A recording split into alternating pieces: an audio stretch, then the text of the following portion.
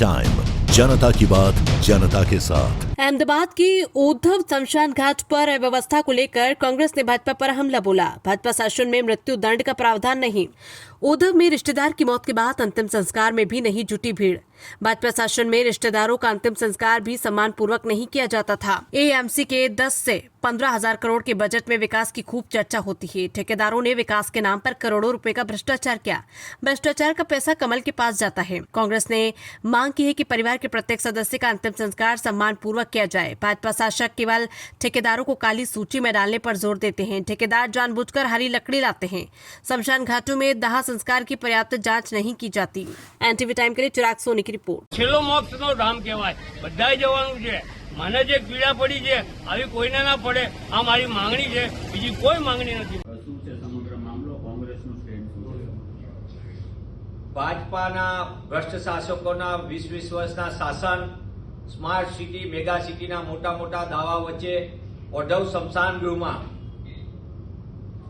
જેને પોતાનો સ્વજન ગુમાવ્યો, જેની અંતિમ વિધિ એટલે કે મોતનો મલાજો ન સચવાય તે હદે સંપૂર્ણપણે અંતિમ વિધિ કરવા માટેના સૂકા લાકડા ન મળતા તેમને સ્વજનોએ ગોદરા અને ટાયરથી પોતાના જે ગુમાવેલા સ્વજન છે એની અંતિમ વિધિ કરવી પડવાની ફરજ પડી।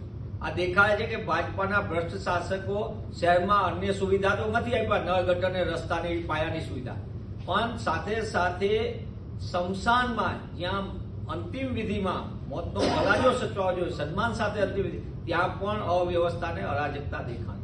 આ સંપૂર્ણ અસંવેદનશીલ છે અને સાથે સાથે ભાજપાના શાસકોના પાપે પોતાના પરિવારના અંતિમ વિધિ પર સન્માન સાથે ન થઈ શકે તેનું સૌને વસવસો હોય। કોંગ્રેસ પક્ષ એ પરિવાર સાથે સહાનુભૂતિ વ્યક્ત કરે છે અને સાથોસાથ આ શહેરમાં કરોડો રૂપિયાના પ્રોજેક્ટના મોટા દાવા થાય, 10,000 15,000 કરોડના બજેટની મોટી વાવાઈ થાય અને બીજી બાજુ શહેરના સ્મશાનમાં સંપૂર્ણ કથરેલી હાલત હોય।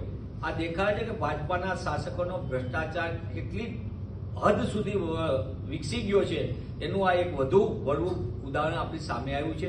ત્યારે કોંગ્રેસ પક્ષ તરીકે અમે માંગ કરીએ છીએ કે તમે જીવન જીવવા માટેનો તો અધિકાર શહેરના નાગરિકોને નથી આપ્યો, તમે એમને લૂંટનો કારોબાર તમારો બેફામ ચાલે છે।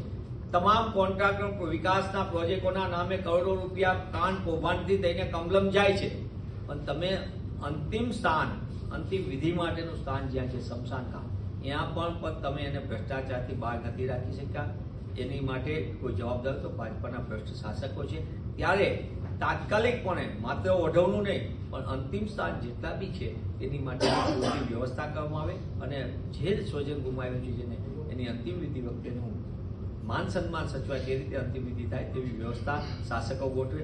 દુઃખ સાથે કહેવું પડે જ્યારે તમામ માધ્યમો આ મુદ્દાને ઉઠાવ્યો ત્યારે ભાજપાના શાસકો અગાઉની જેમ જ રોદરા રોવા માંડ્યા, રટણ કરવા માંડ્યા, તપાસના નાટક કરશે, અમે આ કરશું, અમે તપાસ મૂકશું, બ્લેકલિસ્ટેડ કરશું, પણ ભાઈ કોન્ટ્રાક્ટર તમારો, તમે રોડના ખાડા પડે તો બ્લેકલિસ્ટ કરવાની વાત કરો, તમે કોઈ જગ્યાએ ભૂવા પડે તો બ્લેકલિસ્ટ કરવાની વાત કરો, કોઈ જગ્યાએ એજન્સીઓ પકડાય તો બ્લેકલિસ્ટ કરવાની કરો, પણ હકીકત જ્યારે સામે આવે છે તે સંજોગોની અંદર તેમાં એમને આને બ્લેકલિસ્ટ કરવાના રટણની વાત કરે, મને એમ લાગે છે કે આ સંપૂર્ણપણે બેજવાબદારીપૂર્વક અને શાસકોની નિષ્ફળતાનું આ વળવું ઉદાહરણ છે।